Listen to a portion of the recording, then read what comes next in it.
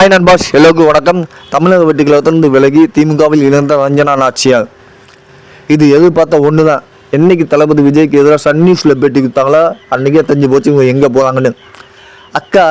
அக்கா கேட்ட பதவி தளபதி விஜய் கொடுக்கல போலுக்கு. அந்த கோவத்தில் போய் திமுகவில் போய் ஜாயின் பண்ணிட்டாங்களா? ஆமாம், திமுகவில் போனால் அங்கே கிடைக்கும் நிறைய பெரிய பெரிய பதவியெலாம் கொடுப்பாங்க. அங்கேயும் இதே நிலமை அவங்களுக்கு. அங்கே எத்தனை மாதம் இருக்க போதும் தெரியல. தமிழக வீட்டுக்களை வந்து ஒரு மர்மமான கட்சியாக தலைவரே பார்க்க முடியல. கட்சியில் ஜாயமன் 2 மாதம் தான் இருக்குது. உடனே உங்கள் தலைவர் பக்கத்தில் உட்கார வைப்பாங்களா?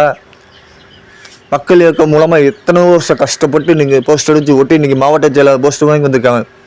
ஆனால் நீங்கள் கட்சி ஜாயமன் 2 மாதத்தில் நீங்கள் என்ன வேலை பார்த்தீங்க? ஒன்றும் உழைக்கல. கட்சிக்கு விசுவாசம் பார்த்தீங்களா? இல்லை. ஆனால் நீங்கள் திமுகவுக்கு போனது நல்லது தான்.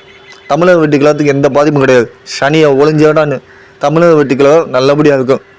இந்த மாதிரி சனியின் ஒளிஞ்சாதான் தமிழக வெட்டுக்களத்துக்கு பிரச்சனையும் இல்லை, ஒன்றும் இல்லை. இதனால் பாதிப்பு யார் வர போதில் நிம்மதியாக ஜாலியாக இருக்கும். அடுத்து நாங்கள் தான் சிஎம் ஆக போகிறோம். தலைவர் கண்டிப்பாக சிஎம் ஆகாது. மக்கள் ஓட்டு போட்டு ரெடி ஆகிட்டாங்க. திமுக ஒளிர நாள் வந்தாச்சு.